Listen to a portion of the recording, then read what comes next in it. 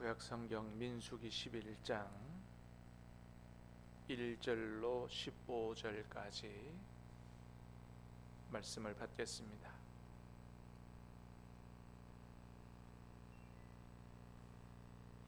민수기 11장 1절로 15절까지 구약성경 213면입니다. 여호와께서 들으시기에 백성이 악한 말로 원망하매 여호와께서 들으시고 진노하사 여호와의 불을 그들 중에 붙여서 진영 끝을 사르게 하시매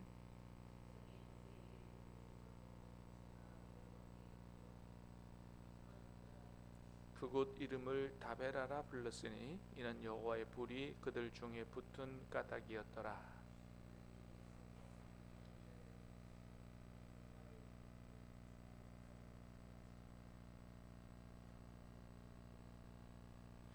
우리가 애굽에 있을 때에는 값없이 생선과 오이와 참외와 부추와 파와 마늘들을 먹은 것이 생각나거늘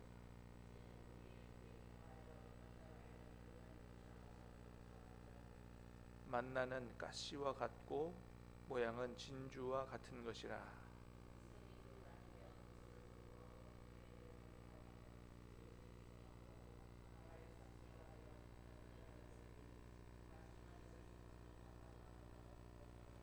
밤에 이슬이 진영에 내릴 때에 만나도 함께 내렸더라.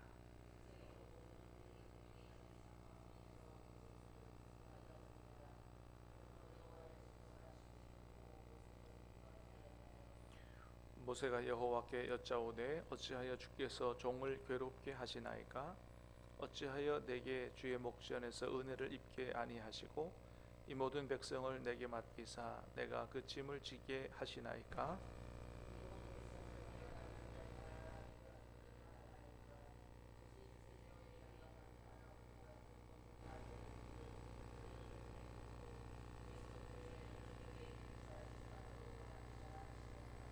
이 모든 백성에게 줄 고기를 내가 어디서 얻으리이까? 그들이 나를 향하여 울며 이르되 우리에게 고기를 주어 먹게 하라 하온즉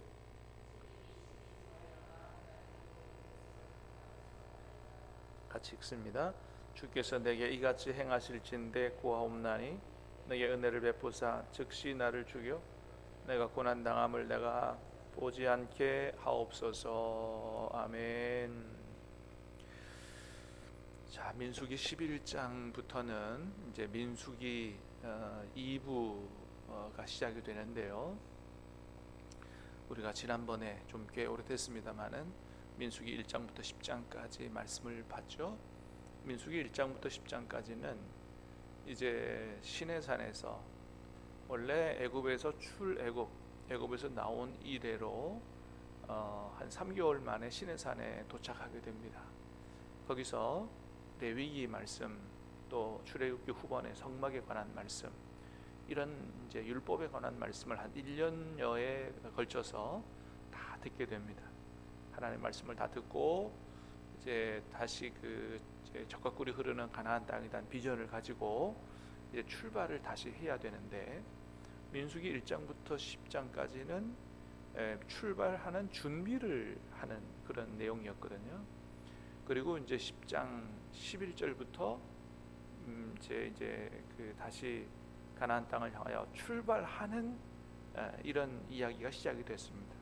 자, 오늘 11장 이야기는 그렇게 해서 가나안 땅을 향하여 출발 준비를 마치고 다시 출발해서 가나안 땅을 가는 그 출발 시점에 일어난 그런 일들을 기록하고 있는 그런 내용인데요.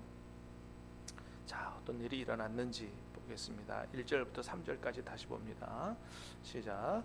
여호와께서 들으시기에 백성이 악한 말로 원망하매 여호와께서 들으시고 진노하사 여호와의 불을 그들 중에 붙여서 진영 끝을 사르게 하시매 백성이 모세에게 부르짖음으로 모세가 여호와께 기도하니 불이 꺼졌더라. 그곳 이름을 다베라라 불렀으니 이는 여호와의 불이 그들 중에 붙은 까닭이었더라. 아멘. 자, 여호와께서 들으시기에 백성이 악한 말로 원망했다. 이 악한 말로 원망했다고 그랬는데 그 악한 말이 어떤 것인지는 모릅니다. 본문에서 기록해 주고 있지 않기 때문에. 그런데 이 말씀에서 하나님께서 말씀하시고자 하시는 건 뭐냐 하면, 지금 어떤 악한 말을 했느냐, 이건 두 번째 문제예요. 하여튼 악한 말로 원망했더니 하나님이 어떻게 하셨다고요? 들으셨다는 거예요. 하나님이 들으시고 그리고 진노하셨다. 2절에 보니까 백성이 모세에게 부르짖었고 모세가 여호와께 기도하니 불이 꺼졌더라. 모세의 기도를 하나님이 들으셨다. 사랑하는 여러분, 오늘 이 아침에 우리의 기도도 하나님께서 들으시는 줄로 믿습니다. 그렇습니다. 여러분, 하나님은 들으시는 분이에요. 하나님은 들으신다. 우리의 기도도 들으시고, 또 기도만 들으시는 게 아니고 뭐도 들으신다고요? 우리가 하는 악한 말들, 우리가 하는 원망들 다 들으신다. 그래서 이런 악한 말로, 악한 말이든지 원망하는 말이든지 이런 거 하나님이 되게 싫어하신다는 거예요. 하나님이 싫어하신다. 그래서 하나님께서 징계하셨는데 진영 끝을 사르게 하셨다. 그러니까 이건 이제 하나님이 좀 매를 약하게 드시는 거죠. 하나님께서 듣기에 악한 말로 원망하면 하나님이 너무 언짢아하시고 하나님이 징계도 하신다라는 말씀을 우리가 오늘 본문에서 보게 되죠. 여러분, 그래서 우리가 말하는 것을 절대 가볍게 생각해서는 안 된다라는 거예요. 사실 뭐 우리 입이 우리에게 있으니까 하고 싶은 말 뭐 내 마음대로 다 할 수 있다, 이렇게 생각하면 큰 오산이다. 여러분, 우리가 사람에게도 할 말 다 안 하잖아요, 그죠? 다른 사람에게도 할 말 다 하면 큰일 나요. 그러는 게 아니거든요. 하나님에게는 더 그렇다는 거죠. 그래서 힘들고 어렵고 짜증나고 그렇다고 해서 막말을 하면 안 된다. 하나님이 다 듣고 계신다.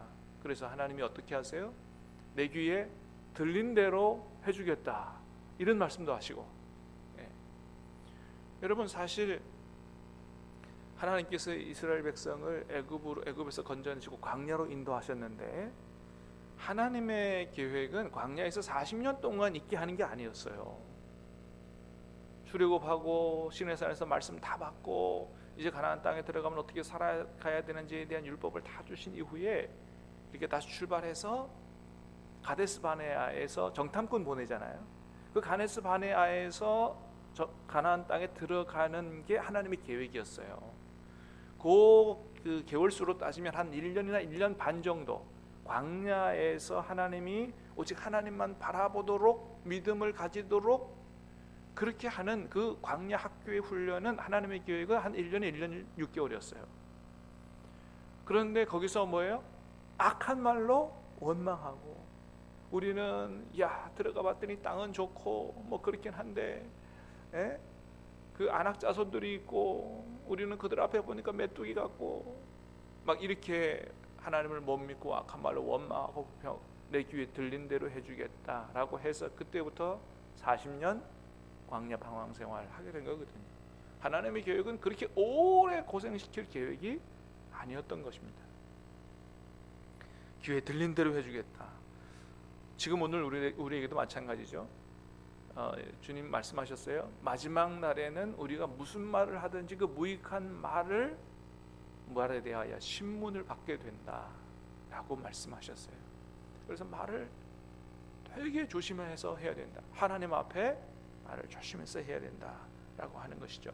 사랑하는 여러분, 오늘 저와 여러분의 생각과 마음과 입술을 또 혀를 우리 성령 하나님께서 지배해 주시기를 주님의 이름으로 축복합니다.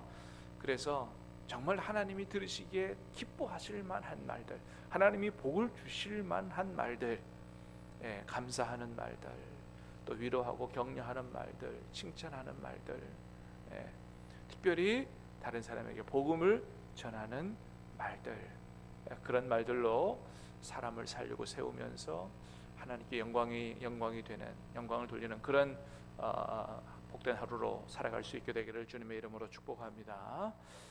첫 번째는 말이 문제였어요. 두 번째는 뭐가 문제였느냐?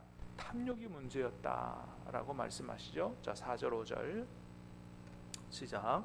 그들 중에 섞여 사는 다른 인종들이 탐욕을 품음에 이스라엘 자손도 다시 울며 이르되 누가 우리에게 고기를 주어 먹게 하랴?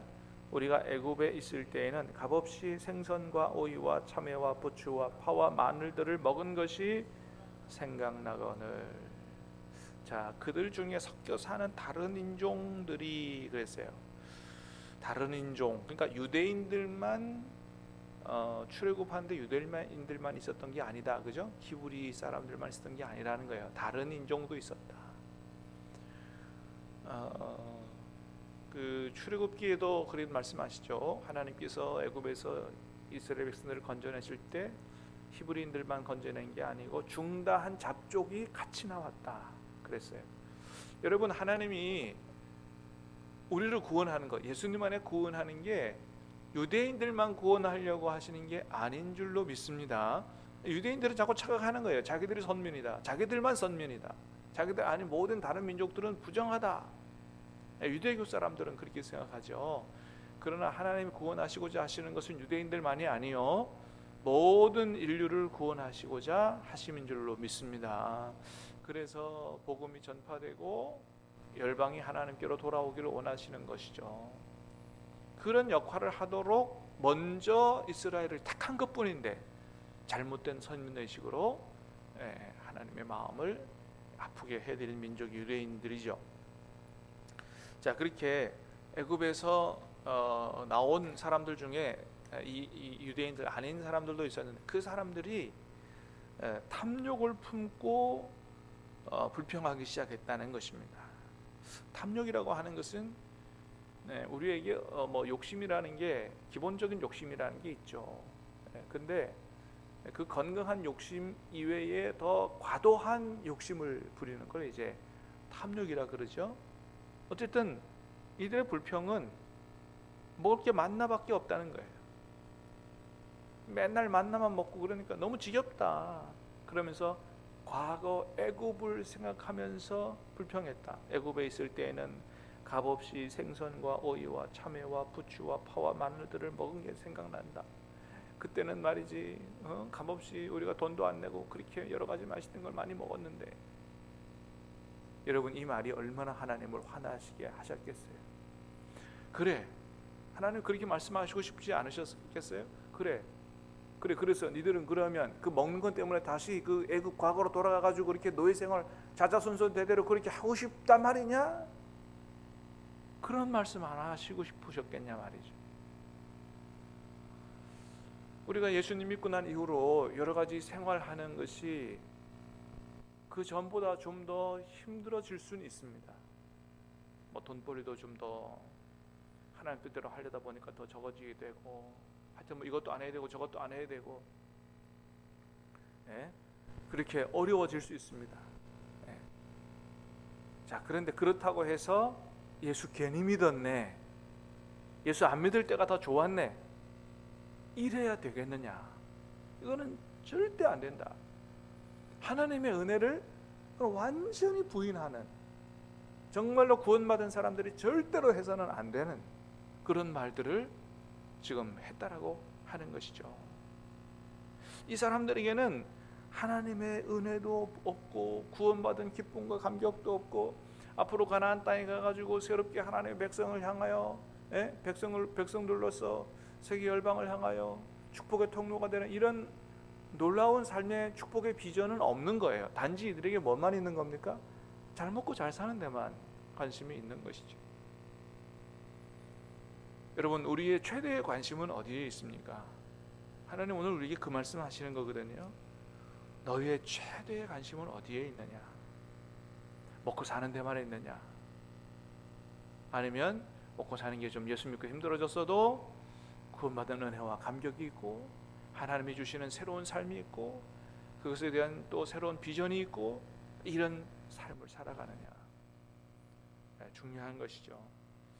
사랑하는 여러분, 저와 여러분들에게 하나님의 은혜, 또 우리 주님께서 십자가에 달리시고 부활하셔서 우리에게 주신 부활과 영생의 그 놀라운 소망, 이 땅에서 차원이 다른 그렇게 하나님의 자녀로 또 이웃에게 축복의 통로로 살아가는 그 놀라운 축복, 이런 것들을 깨닫고 기억하고 감사하고 또 만족하는 그러한 삶이 있게 되기를 주님의 이름으로 축복합니다. 지금 사실 하나님께서 이스라엘 백성들에게 주시고자 하신 것은 만나만이 아니에요. 이거는 뭐예요? 지금 임시 음식이거든요. 이스라엘 백성들이 지금 어떤 과정에 있냐 하면 하나님이 주시는 그 젖과 꿀이 흐르는 축복의 땅에 가는 그 과정에 있는 거거든요. 그 과정에서 지금 광야에서의 삶은, 광야는 원래 아무것도 뭔가 농사를 짓고 얻을 수 없는 죽음의 땅인 거예요. 그 죽음의 땅에서 하나님이 하늘을 열어 만나를 주시고, 그렇게 하면 지금 상황을 알고 우리가 잠시 인내하고 참으면 젖과 꿀이 흐르는 땅에 들어가서 하나님의 축복을 누릴 수 있어. 그런 걸 생각하고 만족하고 인내하는 그런 삶을 살아야 되는데, 뭐 구원의 감격도 없고 앞날에 대한 비전도 없고, 그러니까 눈에 보이는 것만 보고 불평했다라고 하는 거죠. 그래서 구원받은 사람, 또 하나님께서 계획이 귀히 있으시는 그런 인생을 살기 위해서는 지금 받는 고난을 인내할 줄 알아야 되고, 또 주신 은혜를 만족할 수 있어야 되고, 그렇게 믿음으로 잘 어려움들을 극복하고 나면 하나님께서 때가 돼서 젖과 꿀이 흐르는 축복의 땅으로 반드시 들어가게 하실 줄로 믿습니다. 그런 하나님의 계획에 우리가 앞날을 내다보고 자족하고 감사하는 마음을 가져야 되겠다라고 하는 것입니다. 자, 마지막으로 세 번째는 참으로 안타깝게도 하나님의 위대한 종 모세도 말로 죄를 짓기는 마찬가지였다라는 걸 보게 됩니다. 자, 11절 12절 시작. 모세가 여호와께 여짜오되 어찌하여 주께서 종을 괴롭게 하시나이까? 어찌하여 내게 주의 목전에서 은혜를 입게 아니하시고 이 모든 백성을 내게 맡기사 내가 그 짐을 지게 하시나이까? 이 모든 백성은 내가 배었나이까? 내가 그들을 낳았나이까? 어찌 주께서 내게 양육하는 아버지가 젖 먹는 아이를 품듯 그들을 품에 품고 주께서 그들의 열조에게 맹세하신 땅으로 가라 하시나이까? 15절 16절도 봅니다. 시작. 책임이 심히 15절 14절 15절 책임이 심히 중하여 나 혼자는 이 모든 백성을 감당할 수 없나이다. 주께서 내게 이같이 행하실진대 고아없나니 내게 은혜를 베푸사 즉시 나를 죽여 내가 고난당함을 내가 보지 않게 하옵소서. 한마디로 말하면 하나님 힘들어 죽겠습니다. 나 도저히 목회 못하겠습니다. 하나님 나 지금 좀 죽여주세요. 차라리 그게 내게 은혜 베푸시는 겁니다. 모세의 목회가 얼마나 힘들었으면 이런 원망과 불평과 죽여달라는 이야기를 했겠어요. 모세와 같이 하나님 은혜에 감사하고 앞날에 대한 비전을 가지고 같이 좀 고생하고 모세를 좀 도와주고 모세에 협력하는 사람 아무도 없다는 거죠. 혼자서 이 끙끙 앓면서 얼마나 힘들었으면 모세가 그렇게 했겠느냐. 여러분, 저는 모세의 마음을 100%는 아니라도 한 8, 90%는 저는 알 것 같아요. 모든 목회자는 그런 마음들이 다 있어요. 목회가 너무 귀하고 축복이고 즐거운 때도 있지만 너무 속앓이하고 정말 그래서 모든 걸 다 내려놓고 싶어 할 정도로 그렇게 힘들 때도 있어요.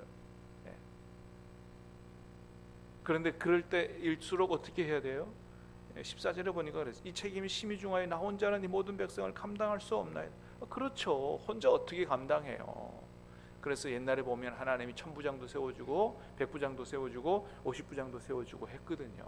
우리로 말하면 장로님도 세워주고 권사님도 세워주고 집사님도 세워주고 같이 하나님의 일을 하는 동력자들을 세워줬거든요. 여러분, 우리 신암교회도 저 혼자 이끌고 나가는 것이 아니고 우리 학년 직분자들 재직들과 함께 이끌고 나가는 것인 줄로 믿습니다.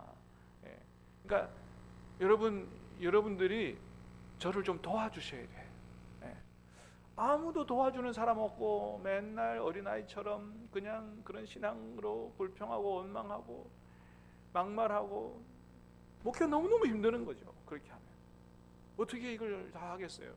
한 사람이서 이 수많은 사람들을 어떻게 다 이끌고 하나님께서 원하시는 그 적극거리 흐르는 땅으로 가겠어요? 그래도 이렇게 얘기하면 안 된다라고 하는 거죠. 모세가 누구 의지해야 돼요? 하나님 의지해야 되고요. 또 하나님이 세워주신 사람들하고 같이 그렇게 해서 힘을 내서 사명 감당해야 되는 것이죠. 모세도 이럴 때가 있었다라고 하는 것을 보면서 참 안타까운 마음이 드는데, 하나님은 항상 조력자들을 붙여주시죠. 모세에게도 사실 훌과 아론을 붙여주셨고, 예수님도 혼자 이 땅에 하나님이라 하신 게 아니고 예수님을 돕는 수많은 여인들이 있었다. 그랬고 사도 바울도 혼자 한 게 아니죠. 수많은 동력자들이 있었다고 로마서 16장 끝에 말씀하고 있는 걸 보게 됩니다. 사랑하는 여러분, 여러분들께서도 늘 저를 위해서 기도해 주시고 또 물심장면으로 도와주시는 그런 조력자와 동력자들이 되어주시기를 주님의 이름으로 부탁을 드립니다. 그래야 또 힘을 내고 또 주님께서 맡겨주신 그 일들을 끝까지 잘 감당해서 하나님 앞에 칭찬을 듣는 또 저가 되고 또 여러 직분자들 우리 제자들이 되게 될 것이라고 믿습니다. 오늘 주신 말씀들 가슴에 새기면서 주님께서 기뻐하시는 대로만 살아갈 수 있는 저와 여러분이 다 되시기를 주님의 이름으로 축복합니다. 같이 우리 생각하면서 말씀 생각하면서 합심해서 기도하겠습니다. 또